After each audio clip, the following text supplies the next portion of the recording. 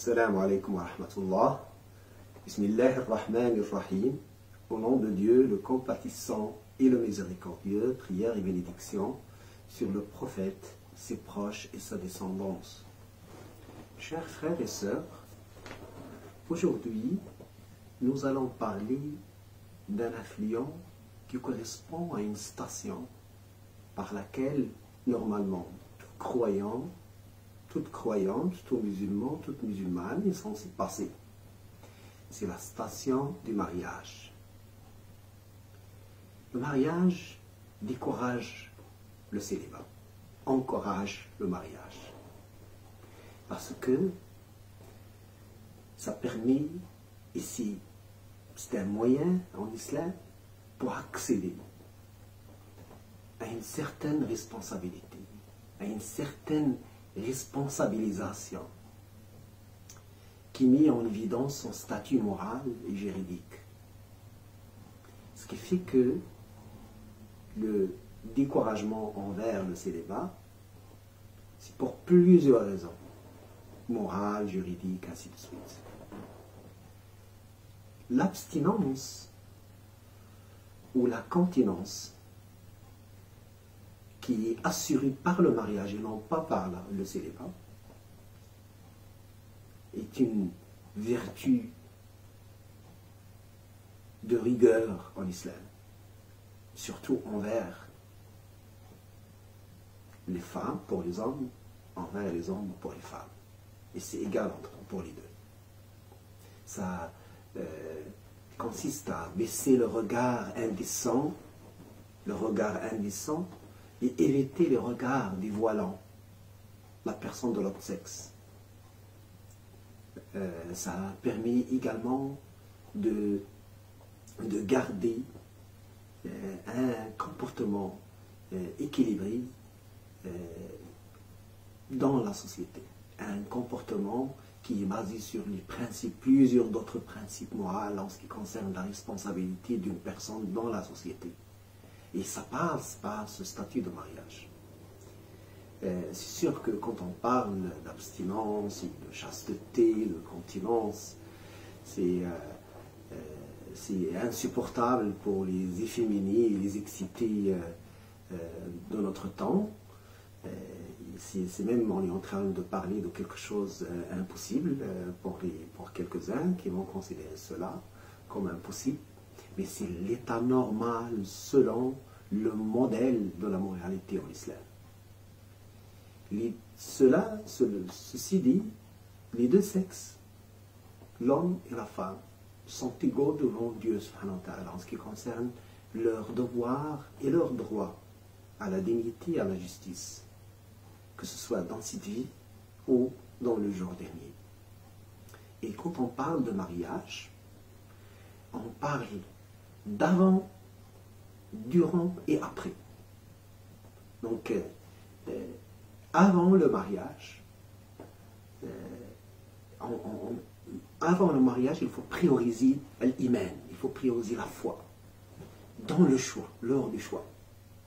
Durant l'événement du mariage et durant tout le voyage commun du couple, il y a l'importance d'avoir un comportement sous contrôle qui permet à ce que deux personnes probablement de nature différente, de psychologie différente, d'origine différente, qui peuvent vivre ensemble, qui ont probablement des traditions également qui sont différentes, donc beaucoup de choses culturelles, sociales, un niveau social qui est différent par exemple, tout cela pour avoir une vie conjugale qui soit un bon voyage durant toutes les périodes de l'âge des deux personnes. Cela demande un certain niveau de contrôle au niveau du comportement. Alors la première période déjà, le choix. Avant, on parle du choix, le prophète sallallahu alayhi wa sallam, il donnait un conseil pour le choix. Il disait que la femme se marie pour 4 choses. On choisit une femme pour 4 choses, et c'est la nature des choses. Okay? Pour sa richesse, sa noblesse, sa beauté ou bien sa pratique religieuse. Alors il nous invite à choisir celle qui a la religion, celle qui a ce statut moral qui lui permet d'être une bonne épouse. Et durant le mariage et après le mariage, le prophète sallallahu alayhi wa sallam, il nous invite à ce qu'on remplisse, à ce que chacun remplisse son rôle. On parle de deux rôles qui se complètent. Un rôle qui est appelé al-qawama dans le langage coranique et un rôle qui est appelé al-hafidhiya. Dans le langage coranique, on va parler de cela dans la prochaine assise. Revenons au célibat. Dieu, exalté soit son nom, il décourageait le célibat. Dans l'islam, le prophète sallallahu alayhi wa sallam, il invitait toujours les jeunes à chercher à se marier. Dans un récit qui est très connu, qui est rapporté par Abdullah ibn Mas'ud, le prophète sallallahu alayhi wa sallam, il disait: ô vous, les jeunes, celui d'entre vous qui possède les moyens, qu'il se marie, car ceci va l'aider à préserver son regard et à garder sa chasteté. Donc quand on parle de chasteté, on ne parle pas de célibat, on parle de contraire. Pour garder la chasteté envers les autres femmes, ça passe par un mariage, d'avoir une relation avec une femme, la femme d'avoir une relation avec un homme, dans un cadre qui est légal, qui est respectable, qui est connu dans la société. Il continue, le prophète sallallahu alayhi wa sallam, à donner des conseils aux jeunes, donc il les appelle: saisis les moyens de se marier, parce que ça va protéger ton regard et ça va te permettre de rester chaste à ce niveau-là. Et il dit: et celui qui n'a pas la capacité, alors qu'il jeûne, car le jeûne sera pour lui une protection. Et le jeûne, nous approchons du mois de Ramadan, du mois de béni de Ramadan.